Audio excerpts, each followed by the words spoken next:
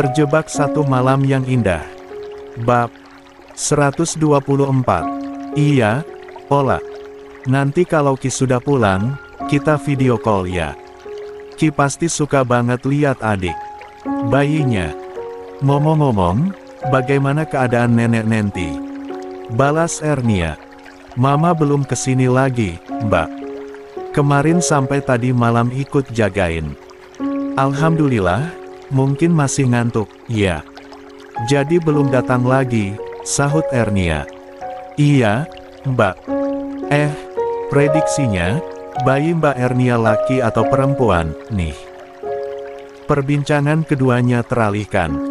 Lantas berbincang tentang nama bayi dan yang lainnya. Hingga sambungan telepon akhirnya berakhir. Sebab ada visit dokter untuk pemeriksaan. Ernia mendesah panjang seraya menutup rapat kedua bola matanya. Semoga kebahagiaan segera menghampiri kalian berdua. Ketika satu pintu tertutup, pintu lain terbuka. Semoga kamu segera berjalan menjauh dari pintu yang telah tertutup dan segera mendekat ke pintu yang terbuka. Untuk lantas tinggal dan menetap untuk kebahagiaan yang hakiki, Mas, gumam Ernia, dalam hati. Wanita itu membuka matanya, dan melirik pada ponsel yang menyala. Sebab ada notifikasi pesan masuk ke ponselnya. Istri awan itu segera membuka gambar yang dikirim oleh Laura untuknya. Kedua sudut bibirnya naik tinggi, saat melihat gambar bayi mungil. Terpampang memenuhi layar ponselnya. Masya Allah, tabarakallah. Lucu sekali, gumamnya, seraya membelai wajah bayi dalam gambar di ponselnya. Sementara itu, Riko yang sedang menatap lekat bayinya, melirik ke arah istrinya, yang sedang menatap layar ponsel dengan bibir yang tersenyum tipis. Pria itu menghampiri istrinya, lalu duduk di tepian ranjang mensejajari istrinya. Seraya melongok ke arah layar ponsel istrinya. Chatting sama siapa, sih? Serius banget, kelihatannya, ujar Riko, seraya merangkul lembut bahu istrinya. Mbak Ernia, Mas. Laura menjawab tanpa menoleh sama sekali. Tapi dia menyandarkan kepalanya ke dada suaminya. Riko spontan menempelkan ujung bibirnya ke kening istrinya. Ngobrolin apa? Oh iya, sudah lahiran belum dia? Balas Riko. Bejasalah, perempuan. Laura tersenyum tipis. Belum, masih nunggu waktu. Sudah. Memasuki HPL juga, kok. Kamu kirim gambar bayi kita ke Ernia? Tanya Riko, sekali lagi. Saat melihat ada gambar bayi mereka terkirim di chat Laura. Iya, katanya beneran mirip Kinan, mirip banget malah. Itu, Mbak Ernia kirimin. Gambar Ki bayi. Pas baru lahir. Memang mirip banget, Mas. Lihat, deh, sahut Laura, yang kemudian menunjukkan isi chattingnya ke suaminya. Riko memegang ponsel Laura. Lantas melihat foto bayi Kinan, yang benar-benar masih merah, atau baru saja dilahirkan. Pria itu meneguk salivanya berat. Ini kali pertama dia melihat gambar bayi putra sulungnya. Ada yang merambat nyeri di dalam dadanya. Sakit, dan sangat perih. Ribuan luka dan sesal kembali menyelimuti hatinya. Dia membayangkan, bagaimana dulu Ernia berjuang melahirkan putranya itu. Bayangannya adalah sama dengan Laura semalam. Yang sampai berkeringat, merintih, bahkan menjerit kesakitan. Menggenggam tangannya dengan begitu kuat. Riko sampai ingin pingsan rasanya. Saat melihat dengan mata kepalanya sendiri. Bagaimana proses kepala bayi keluar dari jalan lahirnya.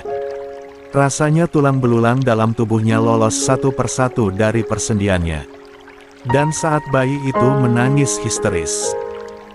Riko sontak tersadar dari rasa yang membuatnya membeku dari rasa nyeri dan entah apa lagi, rasa yang tak bisa dia gambarkan bagaimana sakitnya. Masya Allah, bisa mirip begini ya, sayang. Wah, semoga Ki kalau melihatnya langsung minta ke sini. Duh, Mas kangen banget sama anak itu, ujar Riko, seraya menyeka sudut matanya yang tanpa sadar meloloskan buliran bening yang tak tahu diri sekali. Muncul tanpa komando, menerobos bendungan yang sekuat tenaga Riko tahan. Amin. Aku juga ingin sekali Ki tinggal bersama kita, Mas. Laura menarik nafasnya panjang dan dalam. Semoga Ki mau ikut lagi, lirih Riko, seraya memeluk erat istrinya. Laura membalas pelukan suaminya dengan rasa yang campur aduk di dalam hatinya. Ada yang terpatri di palung terdalam. Bahwa dia akan membuat suaminya menyayanginya, sebagaimana dia menyayangi pria tersebut. Laura tak peduli. Meski nama Ernia mungkin tak pernah lekang dari dasar hati suaminya. Tapi, yang Laura inginkan saat ini adalah membuat suaminya senyaman mungkin berada bersamanya, agar rasa bersalah yang menyelimuti hati suaminya untuk masa lalunya segera melebur, seiring berjalannya waktu. Mereka berjalan bersama keluarga kecilnya nanti. Tok, tok, tok. Suara ketukan dari arah pintu terdengar. Lantas daun pintu terbuka perlahan. Mama Nenti masuk dengan boks makanan yang dia bawa dari rumahnya. Wajahnya sumringah saat langkahnya pasti berjalan mendekati anak dan menantunya. Hei, menantu Mama. Makan dulu, ya. Mama masak ayam ingkung. Ini dulu kesukaan Mama, waktu Mama usai melahirkan suami kamu, ujar Mama Nenti, seraya membuka satu persatu kotak makanan yang berisi kudapan siap santap tersebut. Wah, pasti enak ya, Ma. Penasaran? Sahut Laura dengan senyuman manisnya. Pasti enak. Memasaknya saja lama, lah. Jadi, dagingnya itu super empuk. Biar ayam kampung, juga. Ram, kamu makan juga. Olah biar Mama yang suapin, kamu makan sendiri, ya. Mama Nenti dengan antusias menjamu menantunya yang baru saja melahirkan cucunya. Menantu dan mertua itu tampak akrab. Berbanding terbalik memang. Saat bermenantukan, Ernia dulu. Tapi, semua ada masa dan hakikat sendiri. Mungkin, jika Mama Nenti tetap bermenantukan Ernia, saat ini Ernia tetaplah menjadi menantu yang dibenci oleh mertuanya. Namun, sebab mereka pernah menjadi menantu dan mertualah, kini Mama Nenti lebih bisa menghargai orang lain. Tak lagi bersikap semena-mena, dan lebih banyak bersikap manis dan baik. Dari Ernialah, Mama Nenti belajar bahwa semua yang tampak dari luar, tak selalu seperti yang terlihat. Dari Ernialah Mama Nenti belajar, bahwa untuk dihargai, haruslah kita belajar menghargai orang lain terlebih dahulu. Dan dari Ernialah, Mama Nenti tahu, jika kejahatan, tak harus dibalas dengan kejahatan. Sebab Ernialah, Mama Nenti bisa belajar menjadi pribadi yang lembut dan penyayang. Makan yang banyak, biar asinya berlimpah, ujar Mama Nenti, seraya menyuapi menantunya. Laura semangat mengunyah makanan yang mertuanya berikan padanya. Sementara, Riko menatap mereka dengan hati yang terenyuh lara. Iya, ada rasa syukur tak terhingga di palung hatinya yang terdalam. Sebab, kini sang ibu lebih bisa menghargai orang lain.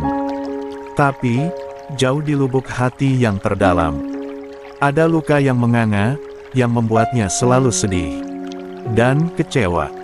Seandainya, jerit hati Riko. Tapi, di balik itu semua, bukanlah hal yang membuat Riko lantas melupakan sosok wanita yang kini selalu bersamanya. Dia memang sulit untuk melupakan Ernia. Tapi, tak lantas mengesampingkan perasaannya pada sang istri. Riko hanya menyesali semua hal yang salah dalam hubungannya bersama mantan istrinya dulu. Yang membuat mereka kadang tak sejalan, namun masih selalu bisa beriringan. Meski begitu, Riko tetap menghargai istrinya yang sekarang. Walaupun tanpa dia sadari, terkadang sikapnya yang sering memuji Ernia, membuat hati istrinya terbakar api cemburu. "Mas Riko, enggak makan?" tanya Laura, yang melihat suaminya hanya termenung, memperhatikan dirinya dan sang mertua. "Lihat kamu lahap makan begitu, aku udah berasa kenyang, sayang," sahut Riko. Seraya mengusap lembut puncak kepala Laura, membuat istrinya tersenyum tipis, lantas tertunduk, seraya menyeka sudut matanya.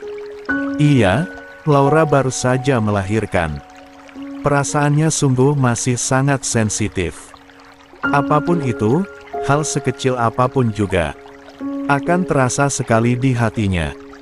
Laura yang biasanya setegar batu karang, dan bukan orang yang mudah menumpahkan air mata. Kini, sedikit saja hal yang membuatnya tersentil. Embun bening itu dengan mudahnya luruh dan berhamburan keluar dari kelopak indah matanya. Bisa saja ngegombalnya, Mas. Laura melirik sekilas. Setelah mendapatkan satu kecupan hangat di kepalanya dari suami. "Nggak ngegombal, lah. Aku bicara jujur, kok." Laura tertawa lirih mendengar kalimat manis yang meluncur begitu saja dari bibir suaminya. Laura dan suami juga mertuanya hidup akur. Meski ada perang batin di dalam hati Laura, tapi ibu muda itu bertekad akan memperbaiki segalanya, sehingga rumah tangganya akan selalu baik sampai nanti. Sementara itu, di kediaman Ernia, wanita itu masih mengingat semua yang Laura katakan padanya, terkhusus tentang perasaan Riko padanya. Meski dia sendiri benar-benar sudah mengubur tentang masa lalu tersebut, tapi saat mendengar akan perasaan mantan suaminya itu, ada rasa yang begitu nyeri di hatinya. Entahlah, itu urusan Mas Riko dan hatinya, gumamnya lirih. Wanita itu bangkit dari posisinya yang sedari tadi rebahan bersandar di kepala ranjang. Kandung kemihnya terasa penuh sekali. Jadi dia ingin sekali ke hamam untuk buang hajatnya. Tapi, baru saja Ernia berjalan, pintu tiba-tiba terketuk, dan terdengar suara salam dari luar. "Waalaikumsalam," sahut Ernia, bersamaan dengan daun pintu yang terbuka lebar. "Mas, kenapa?" panik Ernia, saat melihat suaminya datang dengan wajah pucat dan tubuh yang berkeringat. "Entah, sayang. Badan rasanya nggak karuan. Astagfirullah. Pinggang, perut, semuanya sakit. Terang awan, seraya melipat diri tenggelam di dalam kasur. Ernia mengerutkan keningnya, seraya menatap heran dengan yang terjadi. Suaminya membuatnya sangat khawatir saat ini, sampai dia lupa untuk buang air. "Kita ke dokter, Mas," ajak Ernia. "Sudah, sayang. Tapi kata dokter nggak kenapa-napa," rintik awan, seraya meremas perutnya yang terasa sakit. "Jadi, bagaimana dong?" "Aku nggak tega lihat kamu begitu, Mas," protes Ernia dengan wajah paniknya. Rasanya mulas, sayang. Sakit," pekik awan, seraya terus memegangi perutnya, yang dia remas-remas dengan kuat. "Biar aku panggil kakek. Kita ke dokter sekarang," ujar Ernia, yang segera keluar kamar. Tak memperdulikan lambaian tangan suaminya yang menghalangi kepergiannya. "Sayang, Jaish." "Ya Tuhan. Aku kenapa?" keluhnya, yang mengalami hal aneh dan sangat tidak seperti biasanya. Tak lama, Ernia kembali ke kamar bersama Kelbara dan Nekminan. Mereka ikut panik saat melihat Awan yang kelimpungan dengan rasa yang hanya dia sendiri yang tahu. Bagaimana rasanya? Bagaimana, Wan? Tanya Kebara pada cucu menantunya itu. Seraya menyentuh bahu Awan lembut. Jerit Awan. Aduh. Sakit sekali, rintih Awan, seraya memegangi perutnya. Juga pinggangnya. Rasanya gimana, Wan? Tanya Nek Minan. Mules, Nek. Pinggang rasanya seperti terbakar. Aduh, sakit banget, Nek, jerit Awan. Seraya menungging lagi. Sementara Nek Minan mengajak Awan ke rumah sakit. Ernia justru buang air di kamar mandi. Wanita itu terkejut saat ada bercak darah di underwear yang dia kenakan. Darah? Apa aku mau melahirkan? Tapi, aku nggak merasakan apapun. Kemarin, waktu Cia sama Al mau lahir. Plak, Ernia menepuk keningnya. Lantas keluar kamar mandi. Lalu meraih tas, dan menarik tangan suaminya dengan cepat. Sayang, kenapa? Protes Awan, sebab Ernia tiba-tiba langsung menariknya. Kita ke rumah sakit, sekarang, paksa Ernia. Iya, tapi aku ingin di rumah saja, sayang, sahut Awan. Iya, nanti saja. Kayaknya aku mau lahiran deh, Mas. Tapi, Mas Awan yang merasakan. Mual sama mulesnya, celetuk Ernia, seraya membuka pintu mobil.